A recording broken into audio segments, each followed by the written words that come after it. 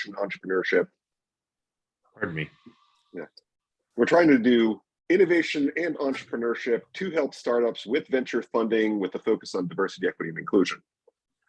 And I'm going like, oh my gosh, that's 5 different things, 5 different outcomes. What does your community look like? So I think even in the discussions as part of SCN, the group of community builders across the nation would get together, and what we were doing, like what we were actually trying to accomplish, wasn't actually something that everyone agreed upon 100%. And a lot of the times the terms that we were using were mixed. I come at this from a standpoint of I built startups. I built high growth startups. So when I got involved in it, I was helping other startups. Along the way, I helped with entrepreneurship. I actually also helped with the university with innovation. But when you start talking to different people, you recognize that all the different players and stakeholders in the community have different incentives and different outcomes. So when we actually try and say, how do you create a sustainable revenue model? My first question is, what are you trying to accomplish? I think a lot of startup community builders are, I want to make my community better, or I want to retain students, make our community better, make it so people don't leave, increase the local economy, redistribute innovation assets more geographically so they're not concentrated in the Bay Area and Boston. I mean, there's all these different things that people sort of touch on of what they're trying to accomplish, and all of them can work together, but they're not all the same. So I think I'll start it there and have other people talk with questions, give their commentary, so we can sort of start having this conversation around this. So I like to kind of, this is my first time, so I'm trying to figure out what this is. I think of it as the ability to develop an economy in whatever way of the 5 points you brought up, right? Within a community. Now, my history involved chairing the planning board of Herkimer. So if you think of Herkimer, it's the base, it's the foot of Herkimer County, right? So Herkimer County is very high, goes up to Old Forge and down to the Thruway, and the Thruway is where Herkimer is.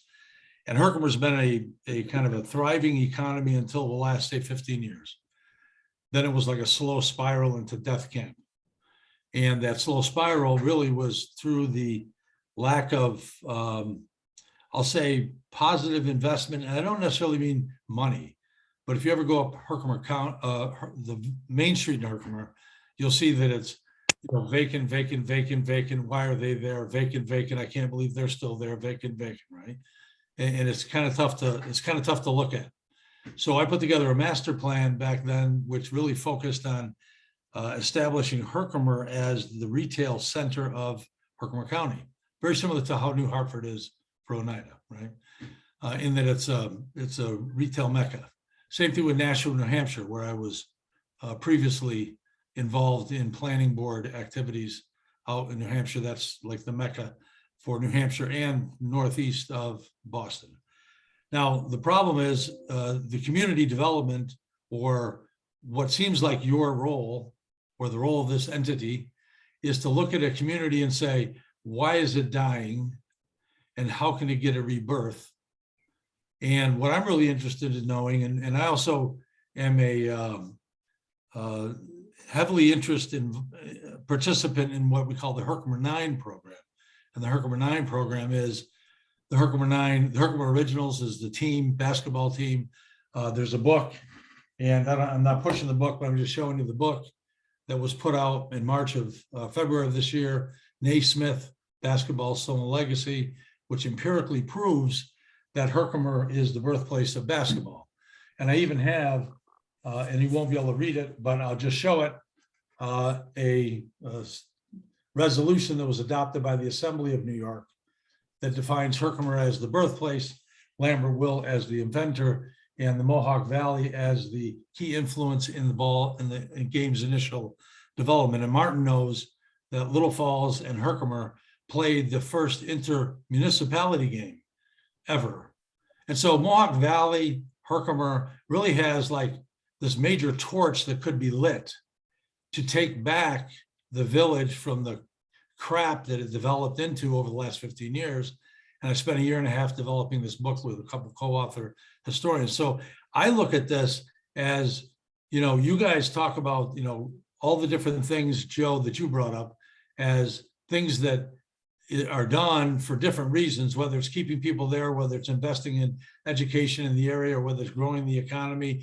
And I'd say check, check, check, check, check, because we got Herkimer College, we got a basketball team for the ABA, we got all this stuff. And I'm sitting here spinning like a guy on a treadmill. And I see the road ahead of me, but I can't get off the treadmill. So we're trying to find investors that are interested in helping to develop the economy, but with core missions in mind. We have, again, it's an umbrella over top of the origin of basketball is actually in Herkimer, Little Falls, Utica, Amsterdam, Troy, Albany. We're all playing basketball well before. But Brian, maybe one thing that we probably can make a little bit clearer on this particular forum, while we're all trying to build a community and can appreciate what you're trying to do there, I do think our focus here is a little bit more with the notion of startups, all right, and how we're trying to help in the innovation economy. Yep. So there are some tips as we get into the overall theme of how can some of these groups that are trying to help build an innovation economy in their community that can help, but it's probably not going to lay right into what you're trying to do with Herkimer 9.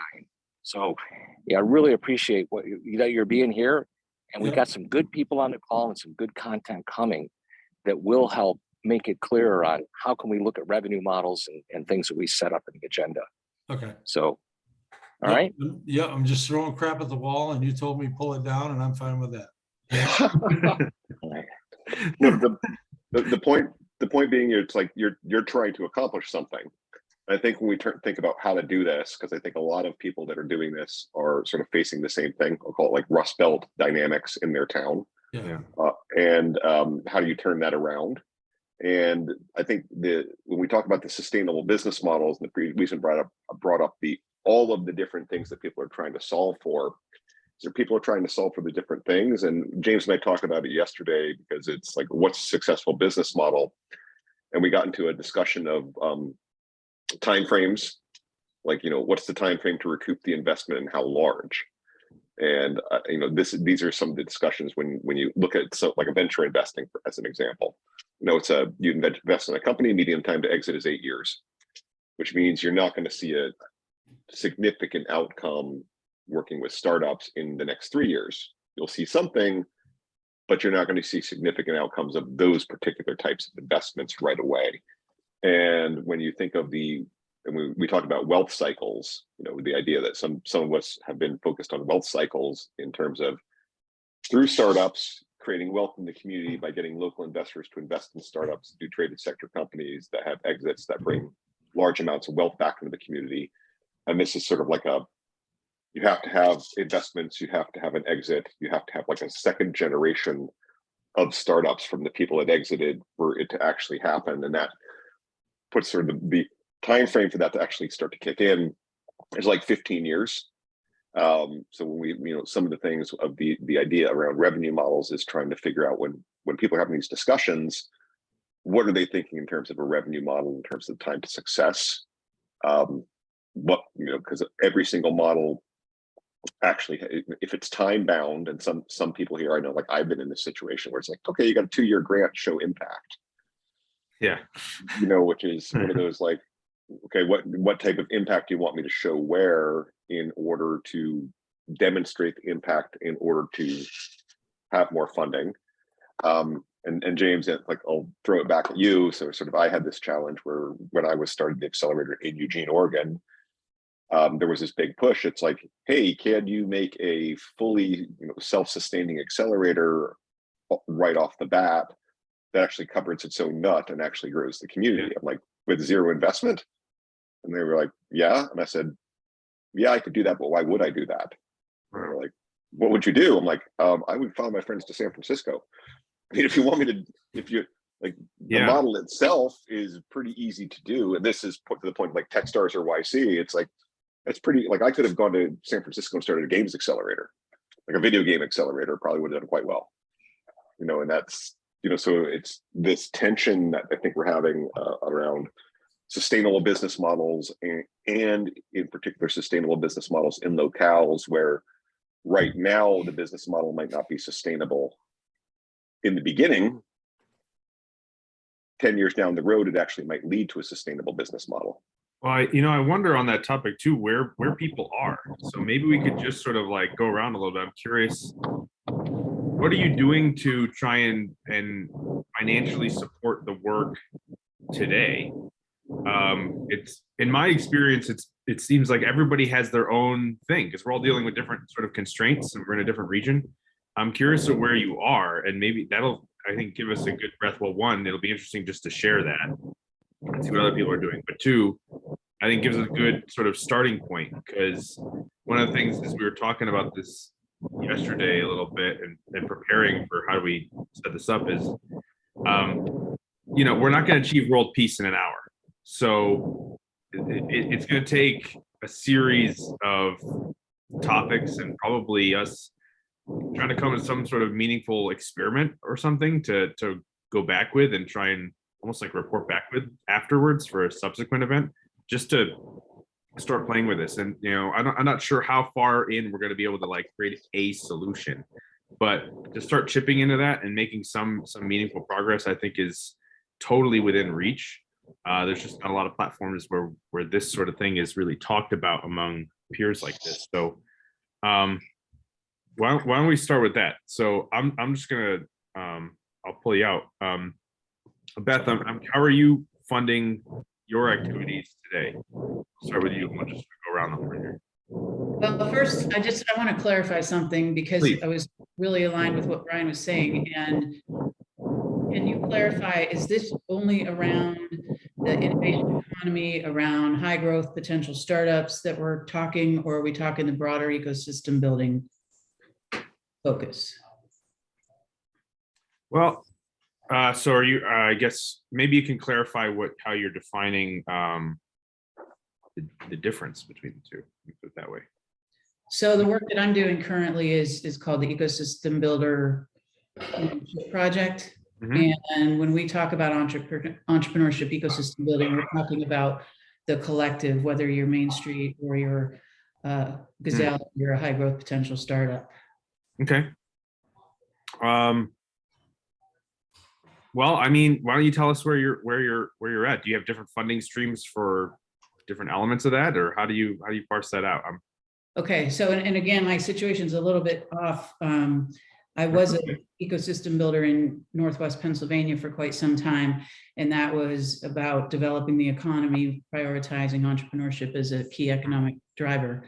Now I'm working on this project that's funded by the Kauffman Foundation and being hosted by the International Business Innovation Association. And we're working together across the field of entrepreneurship ecosystem building to advance the field, advance the profession.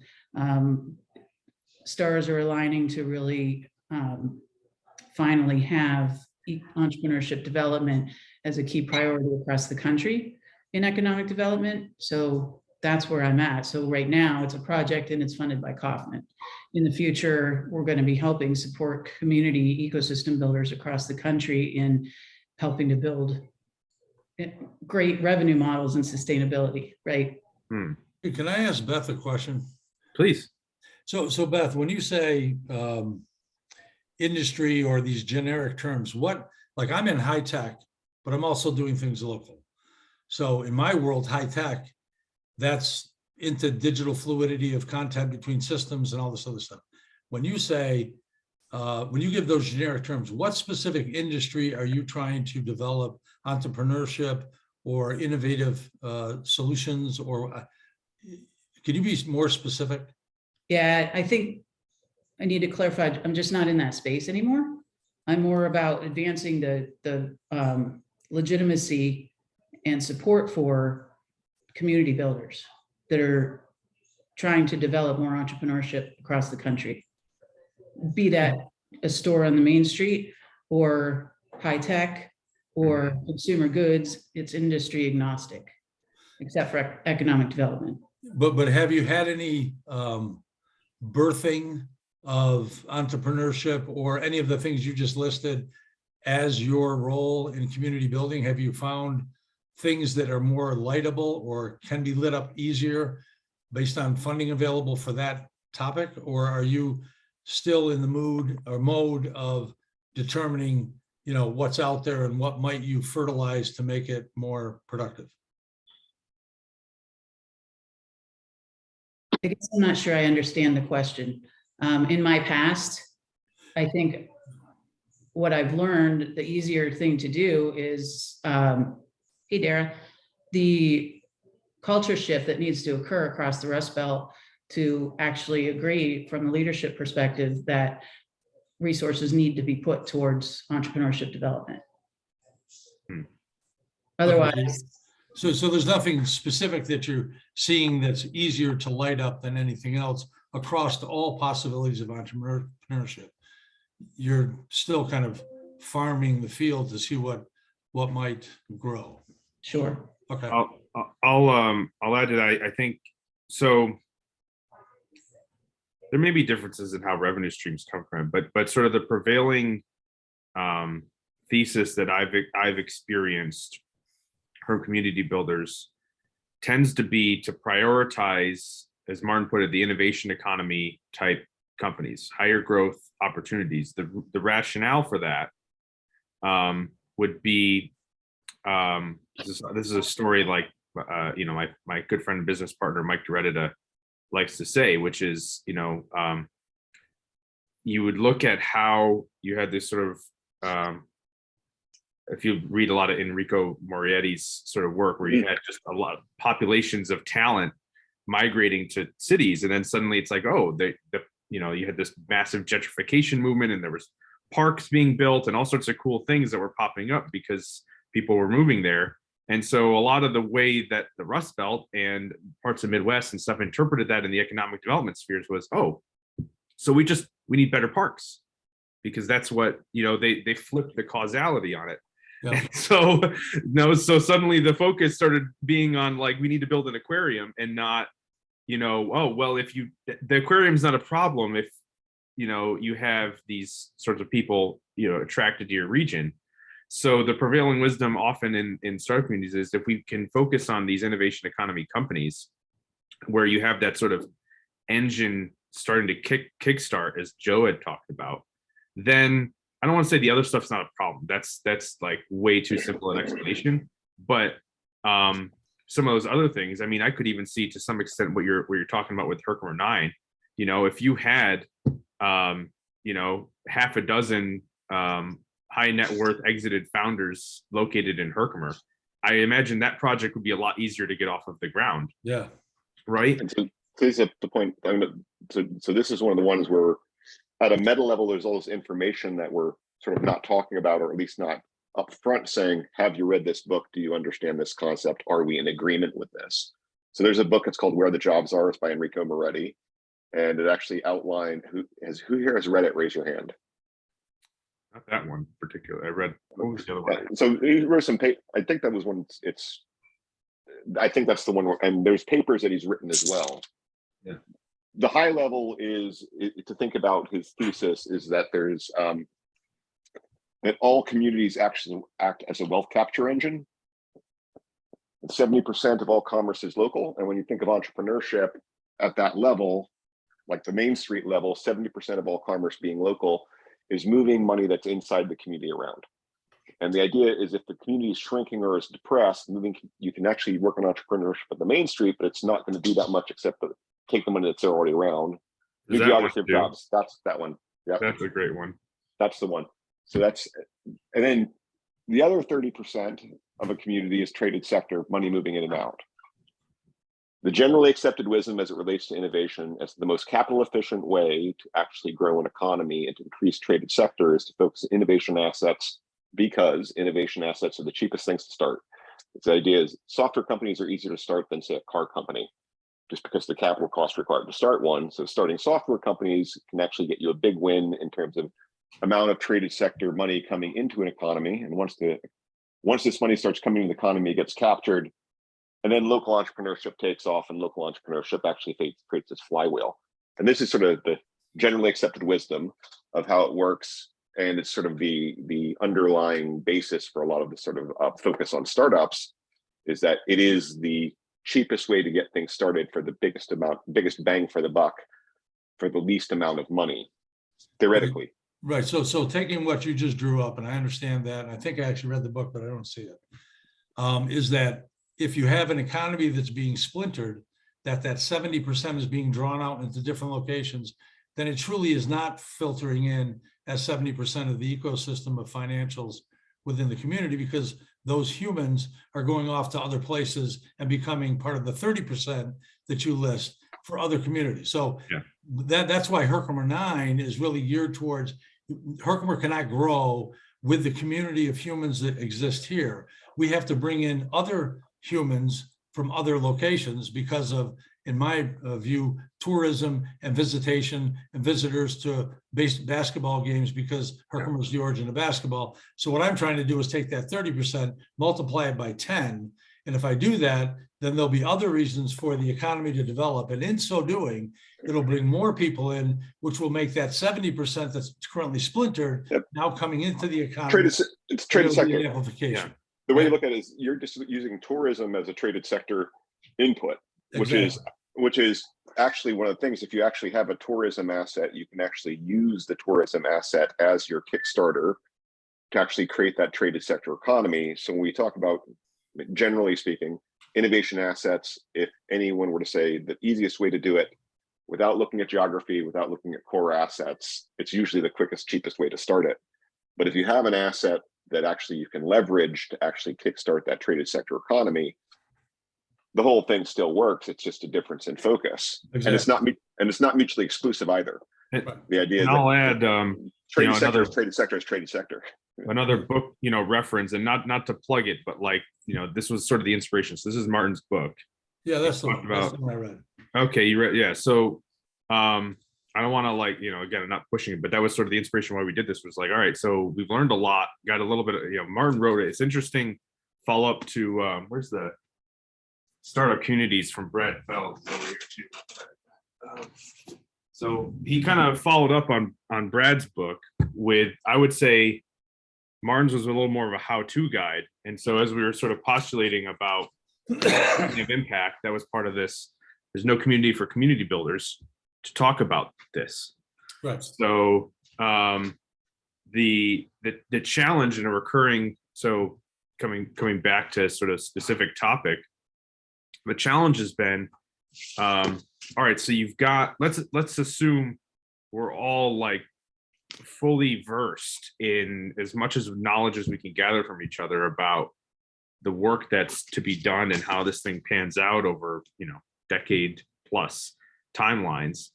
There's still the challenge of how do you fund that activity? Right. And historically, going through the traditional economic development and public sector pipelines is one, challenging, but two, is not often well aligned for a lot of reasons, let alone is it a distraction for people on the work. And it puts you into this sort of like martyr-like position where you're sort of begging for peanuts to try and do this work that's going to have massive benefit for the community. And yet, you typically someone who has sort of entrepreneurial leanings is, forced to, take a big pay cut essentially to kind of do this work as if it's like saving baby seals, when what you're really doing is generating wealth for the community. So there's this weird mismatch in how the financing for that works. Right. And that was sort of the topic of interest, was like, how do we reinvent that? Like, how do we just rethink how we do all of that? This builds on what you and I were talking about yesterday, James, preparing for this, the book Power Law. So we were talking about the book Power Law, and this is something that I'm deeply into right now. So I'm in the midst of raising a fund and focused on IP heavy companies. We're raising a $250 million fund to focus on intellectual property heavy startups, so we're going to be investing in intellectual property and the startups. So we're raising a fund, and then part of the thesis of the fund is the way we de-risk the fund is not by shrinking it, it's by going bigger. So this idea of a portfolio, we recognize in the portfolio statistically certain things are going to work and a whole bunch of them aren't. So we actually have to have a very, very large portfolio in order to actually make up for the losses that we know we're going to take. And I know this mismatch, like when I was first started talking with the local economic development folks, when they were actually asking me like, well, how to make the model more sustainable and less risky, I point blank told them, go bigger, not smaller. Like going smaller means more risk, not less. Right. Like just doing something, I was like, yeah, if you're going to only spend like $200,000, throw an event, ask for donations, throw a big party. It's like, you're not actually going to get something sustainable with 200K. And it's very, very risky. If you actually want something more sustainable, then it is large amounts of money over a long period of time, and actually using the law of large numbers, particularly as it relates to power law, that one thing will pop, and that one thing will actually create the thing that funds everything else, and then you repeat that process. And I personally had a hard time with a lot of people understanding that process, like particularly as it relates, and I'm from startups, so I understood it very, very well. But a lot of people I was working with didn't understand. And when we talk about entrepreneurship and startups, there's entrepreneurship and there's startups. Startups are a unique type of entrepreneurship. It has a unique ecosystem of funding and a unique type of outcome that actually is really, really interesting in the way it can fuel economies quickly. It's also, you can't really repeat the model with one company. It does take this portfolio play in order for it to work. But I have struggled with sort of explaining this concept to people that don't understand. Like they say they understand what a power law is, but don't really understand what a power law is. There is a metaphoric, two metaphoric associations you can use.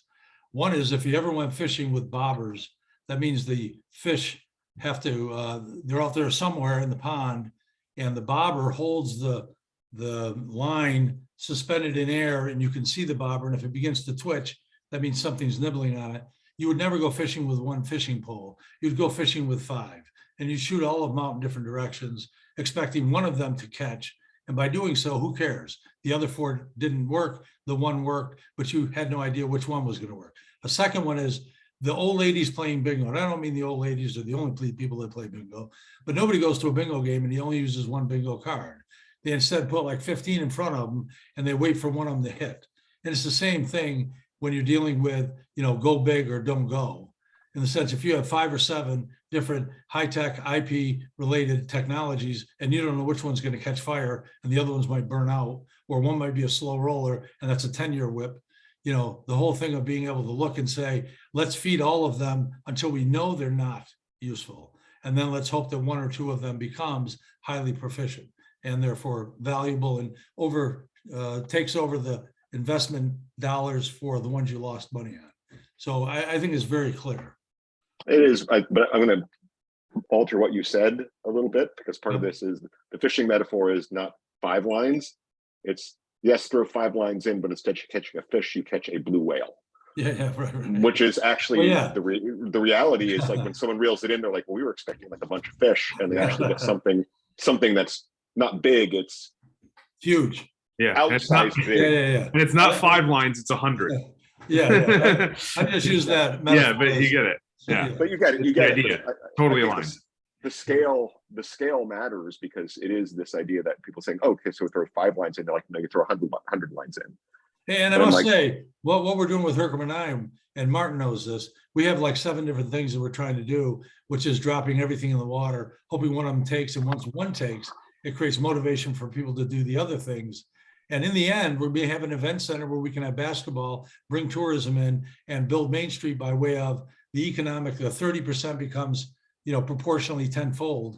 And all of a sudden it becomes a evolution in kind. So we're doing the same thing. It's just, the water, it smells like sulfur, and we're not sure if there's any fish in there, let alone a blue whale, right? So, So pulling into the topic of like how are we sort of funding some of this today, Jack, I want to ask you a question. So I've known you for a while, but I've never dove deep with you on this particular topic.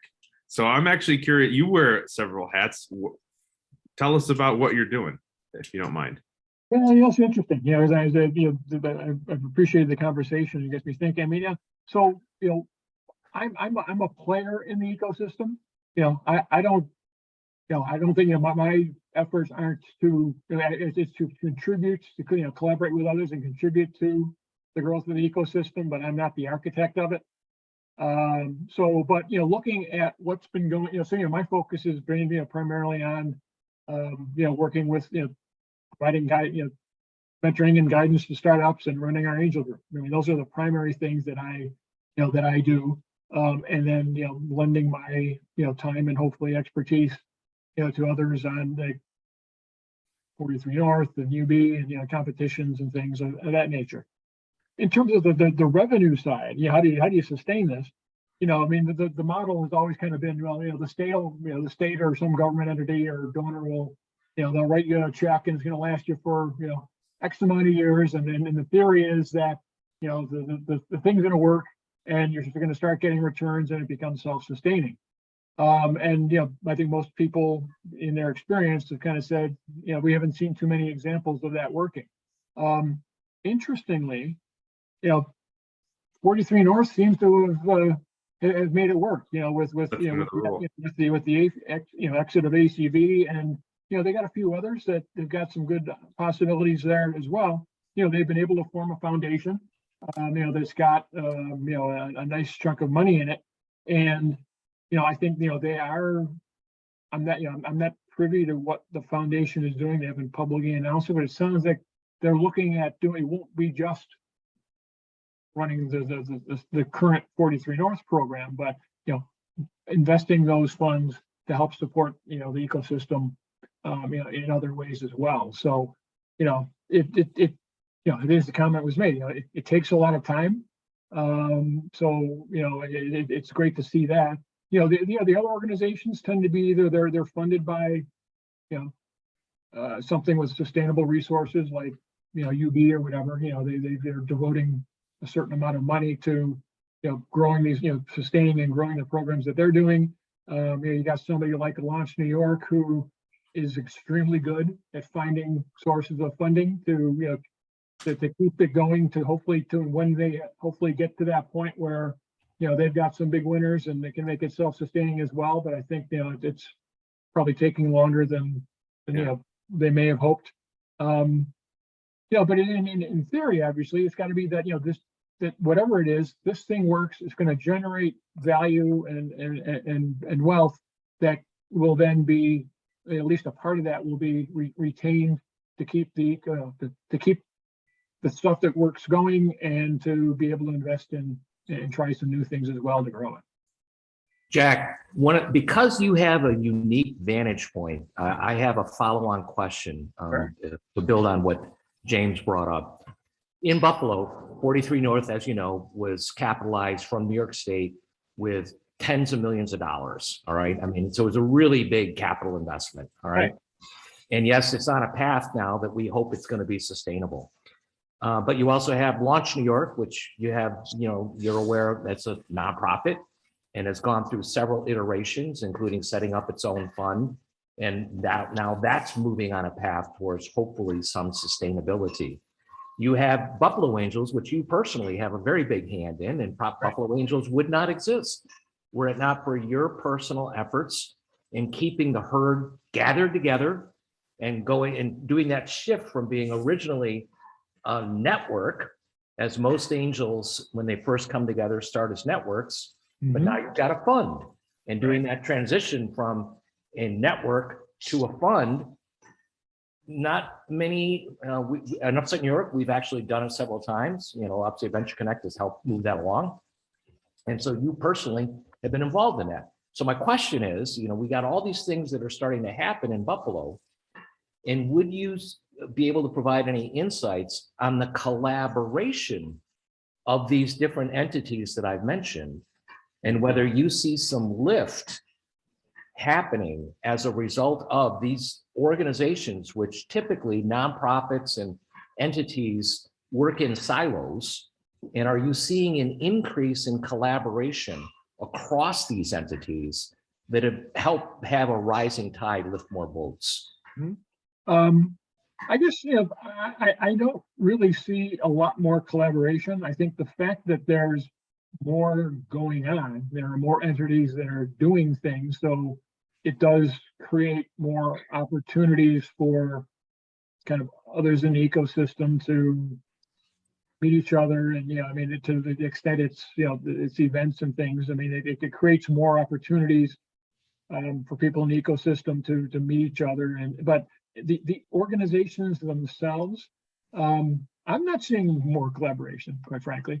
And I think part of it is, again, with the exception of 43 North, nobody else has made money yet to be able to then become generous and say, okay, I'm less concerned about, can I make my model work and keep my organization sustainable, than to be able to do more outreach to others and be able to, provide some pay for that collaboration to occur. So I don't see it yet. I mean, interestingly, so now Victor Wong and the author of the Rainforest, he had been to Buffalo several years ago as part of back when the Bright Buffalo forums were being done. He did a study several years ago. He was brought back. He kind of did another revision of the study several months ago, and then a couple of months ago there was a big meeting where I mean, literally it was like 100 people were involved in providing input and on various broad array of topics. Then Victor's group was they're going back and try to pull this stuff all together and kind of come up with a plan something that in theory the whole community would support, be involved with, and be coordinated on. We're still it's still in process, so we'll see if that works or not. So it's an effort to try to pull that together and build that collaboration and coordination. But it's too early to tell what will come out of it. Even if there's not collaboration at an organizational level, are you seeing people that historically might have only been in one of those organizations now being involved in two or more? So even if you, anecdotally, when I hang out in Buffalo, I'm seeing some of the same people in more than one of those entities. At events, I mean, I think that when it comes to an event standpoint, people go to each other's events and we network and we but in terms of actually working together, I don't see a ton of that. I mean, sure, you got a lot of people who will be judges for 43 North and mentors, but these aren't generally the people who are running other organizations. They're busy kind of, again, doing their own thing and trying to ensure its success. So I think we could use a lot. We could still use a lot more, a lot more collaboration and sharing among the groups. So I'm just going to make a comment here, James, about where I've gone, which is I'm not in ecosystem building anymore. And when we talk about the business model sustainability, raising a fund is actually way easier than it is actually like getting a revenue model to work for a community. And I think a lot of this is the ability to sort of have the systemic view. So we're taking a systems thinking view and a portfolio approach to the structure of the fund. So we're thinking about it quite broadly, and because we only have the stakeholders internally and our LPs that we have to satisfy, we can from the get-go say, here's our time horizon, here's the size of our portfolio, here's historically how we expect this to behave. We can get people on board and we can actually stick with the program for a long period of time until we get those results. And the business model itself is easier to run. When you talk, there's the point of collaboration, getting a bunch of people together in a particular locale to sit there and take a systems thinking approach, which is, okay, what's our time horizon? What are all the different inputs? What has to happen? What are the different gears that we can pull on? Like just getting everyone in the same room to try and come up with, say, a 20-year business plan or 20-year business model. I found it insanely difficult to actually organize that. And it's, raising a fund right now is easy in comparison. It's hard. I'm not saying it's not hard, but it's hard for different reasons. But having some control over our business model and our time horizons as part of the fund actually makes it so much easier to actually make something that's accomplishable. and raise larger amounts of money to do it, because it's, it's in a spreadsheet that works. The financials work. I think that what I got out of it, which is helping entrepreneurs, I still do. I mean, I again, this is the thing that now there's the random people that intro me to like, I'm mentoring like 6 calls this week, random, helping people with their pitch deck or helping them with their startup. But I haven't become open to the community anymore. I've become this invisible person that you only access through friend of a friend intros. So when you think of the fabric of startup communities, that's the thing that frustrates me, is that you see people like me that are in it and are still in it, but have to go out or want to go out and do other things because they know what they need to do. They know how they can accomplish something, but find it difficult in certain locales to do it just because of this. Like, what is a sustainable model? Can we get anyone to sit down and agree what a sustainable model it might be, what that looks like? Couldn't everyone play off the same? I mean, and this is okay, here's the generalized plan. Let's all collaborate and coordinate. And as soon as there's a federal grant, like, coordination out the window, it's like dogfight, It's kind of interesting. We're kind of like the yin and the yang. I see very easy how to take the community and build what I would consider a multifaceted ecosystem that has benefactors by way of, investing their time and their talent and doing stuff, but I can't find $3. So you say it's easy to find money. I'm like looking up in the air and all I see is clouds. So it's kind of interesting that you have one perspective that you're more comfortable with. I have a different perspective that I'm more comfortable with, and I know you're not here, so I'm just saying this superficially, that it's kind of interesting. You're comfortable out there. I'm comfortable, driving the bus and make sure everyone's singing the same song as we travel in the right direction. But I can't find anybody to invest even $5 in the things that we can do. And yet they'll complain that nothing's getting done. And it's almost, and I can raise $250 million in technology in 14 minutes, right? But I can't raise 100,000 in, economic development for the community, because who I look to is not the same as who I need to look to. So it's very interesting. But this is the challenge, because when I was doing ecosystem building, this was me sort of going around talking to my friends and saying, hey, this is what I'm doing for the community. This is the outcome for our community. Would you invest? And they look at that and they go, no, I'm not going to invest in that. But if you took that same thinking and applied it to that, I'd invest in that. Oh, yeah.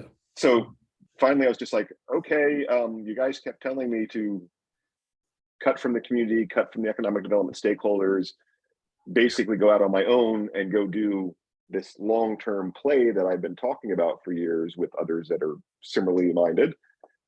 And everybody's like, yep, here you go. And like, then you start getting traction because the business model is very, very clear, and I can put it into a spreadsheet. It all works. And people see the value there and recognize what I bring to the table and sort of bringing about that value. I had a much harder time in the community that I was in, getting the people that I knew that like to invest in things to invest in that community. Yeah, no, I got you. It's and some of them they did to some extent, which is they're like, okay, you're doing an event, here's 10K. I'm like, what are you doing with the rest of your money? It's like, remember that guy we worked with? He's down in San Francisco and putting $1 million into his company because it's going to generate 10x or 100x. This is philanthropy and this is investment. And drawing the, sort of showing the clear business model that an investment in the community is an investment is a very, very tough nut to crack. I personally. Right. It may be that they know more about the community and therefore don't agree with you, that there's beneficial value out of it, or it's a prophet is never respected in his own hometown. So it's hard to know. They'll invest in something that's out there, but they may not invest in something that's right here. No, the people that I knew were much more like, I don't know anything about economic development. I know video games. I'm going to invest in a bit. I'm honestly like, I know what a video game company that's going to make money looks like. I'm going to put my money into video games because I know how that works. This other stuff sounds like a mess. So like, thank God you spent a couple years understanding it. But they're like, I'm not going to invest in that. So sorry. So we have the same situation. Yep. Yeah, pretty much.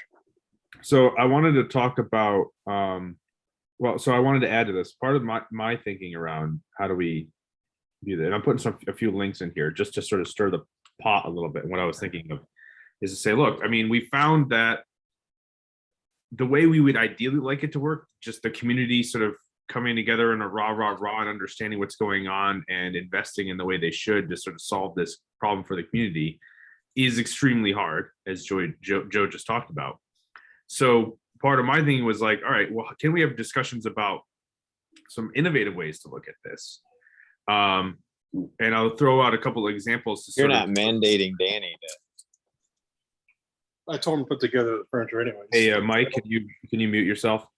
Oh, gee. I thought he was saying something. New and I couldn't- I thought he was trying to contribute to the conversation. He's just talking about. So here's so I threw a couple of examples out there. So there's a YouTube video, I think from last year, where we're talking about Martin and what they did with Upstate Venture Connect. They've got some really interesting things that they do from an Unleashed event that they run. They have the UNY 50, which is something that like 50 different entrepreneurs and stuff from the region pay an annual subscription to be part of, and things like that. So they've been able to piece together some really interesting things without grants, to have funding that supports a couple of essentially full-time people on that. I also copied Marnie Levine from Launch New York. She was talking about what they're doing. So some of the things that they built out on their fund side. So they have both nonprofit and for-profit funds. So that's another interesting model I threw out there. Another one I put out, and this came from, well, actually, it's a company that I'm looking to advise, but also it's, I think, originally derived from Kevin Sisker, who's attended a few events, who was part of the Founders Institute, where he talks about like, hey, can you have equity sharing essentially for advisors? Right? How do you align their incentive to want to help companies? So it's not just they go beyond taking a coffee meeting to really helping. How do you set that up? So there's this FAST agreement. I sent a link to that.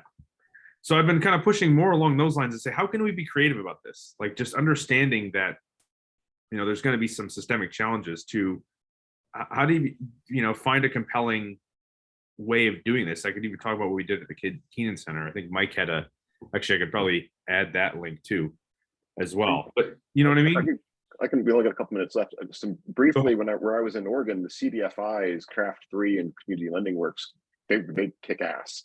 I mean, they were really good. That was sort of like in terms of the community, like actually having a debt facility for people that were doing mostly Main Street startups, food startups, sort of their own, like, a 2 to 3 person startup business.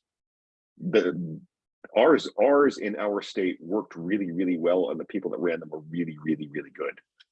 So that part was not broken.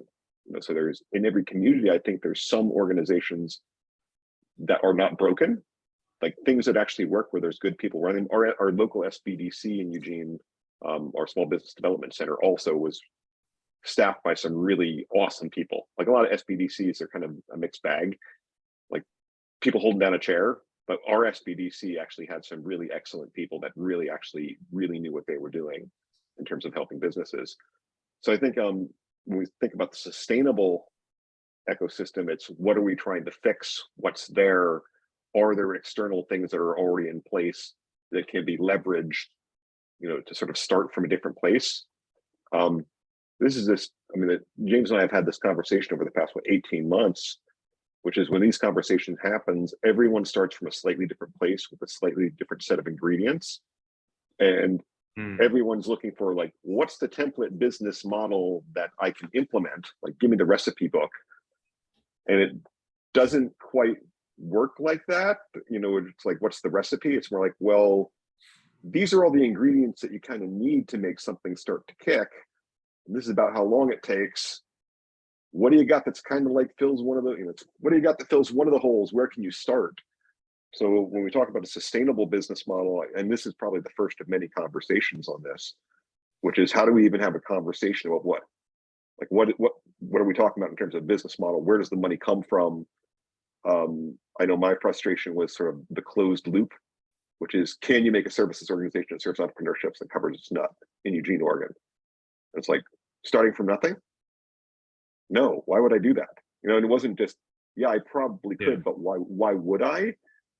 It's like, just personally, it's like, why would I start a business like that when I can actually go start a business that actually can make me much more money? Well, you know, And I started two consulting services businesses. Yeah. Using a growth through revenue model, right? And they became fairly profitable, and one got sold because it divested into developing software in addition to consulting. So, you know, there is, you know, if you can swim for a while and then find a boat to hook onto, it works really well. If you can swim for a while and then, you know, find that you've got others and you grow strength and you can do it, that works well. Doing it, I think developing software into IP technology is tougher because you got the lead time to formalize, right?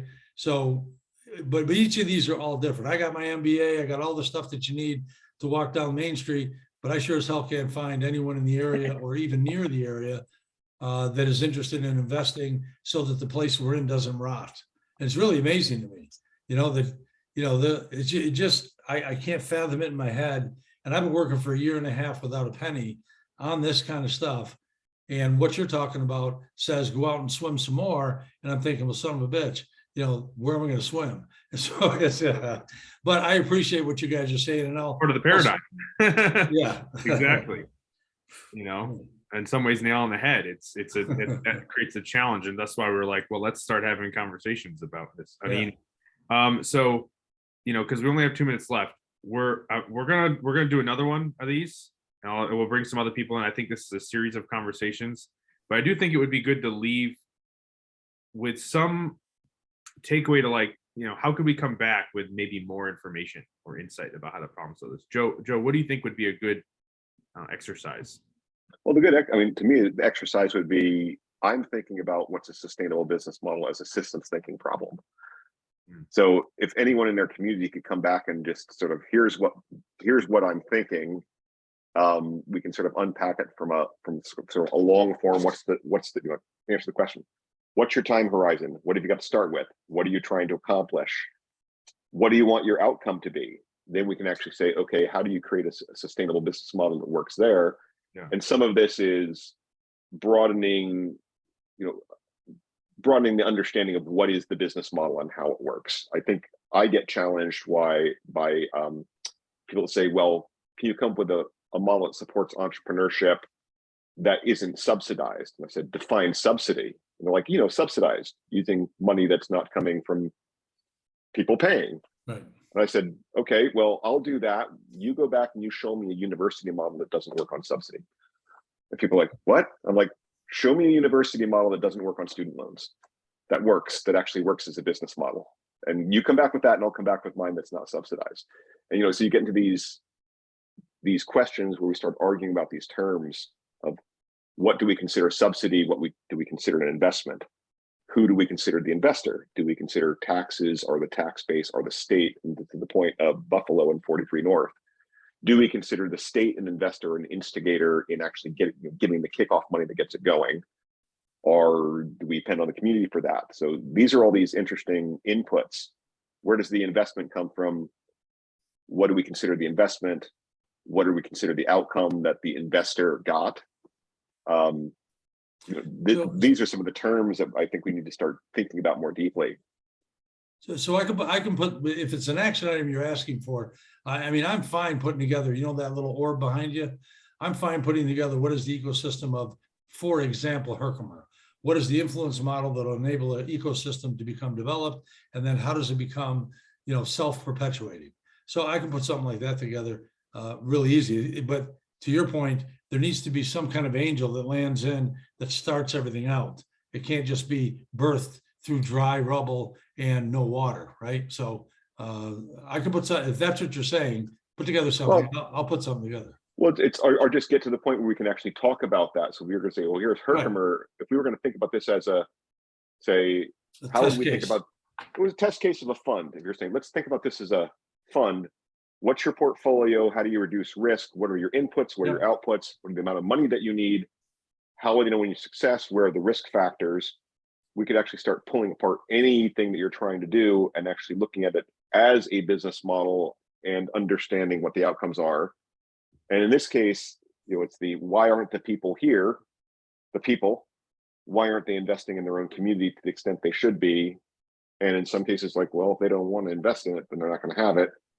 But the state or the federal government, or you name the entity that might want that outcome, Right. might lean it. When I think of the innovation assets, and I'll go over time because this is the one where it frustrates me that Boston and San Francisco have concentrated all our innovation assets geographically. If you think about just stability of our nation, and this is both from a national security standpoint, but also like an earthquake. Like if an earthquake happens in San Francisco, or the Cascadia hits the West Coast, takes out Seattle and San Francisco, our economy is in really bad shape for quite a while if it's a really bad earthquake. And that's probably not a good idea to have planned that like that. Well, And we, you know, I think that what has happened in the last 3 years or 2 years is COVID. And I'm in high tech. So I work with people out of India, out of Hong Kong, out of Asia, I mean, Europe. And so what people have found is that you don't need to be there to be there. Yep. And what I think has happened is your fear has now become something that's released, you know, whether it's Google, Amazon, or it's Nike, or it's IBM, right? They're finding ways to now make it so that leave people where they are, reduce your overhead and office space, and just virtualize your workforce. And I think that's something that's becoming much more the norm, because nobody ever wants to get screwed again and have it so that nobody's working because the office is closed. Why? Because another pandemic hits the world. So, you know, they learned from the band The Who, will not be fooled again.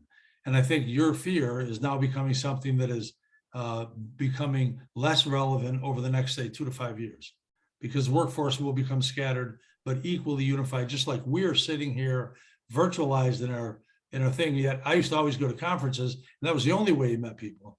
Right now, we just met, and we did it virtually, right? So I think that the evolution and the pandemic is kind of like a bad, good thing, is that it opened up people to realize you can work equally well and trust people to work from home and get work done in the high-tech worlds and in those advanced worlds, right?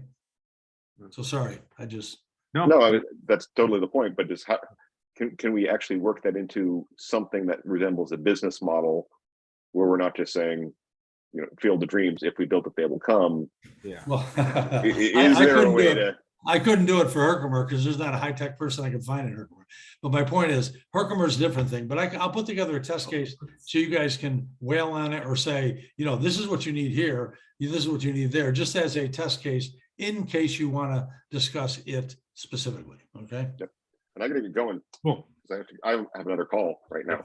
See that? Thank you, everybody. We'll look out for an invite for the next one, and more to come. All right. Take care. Stay safe. Take care.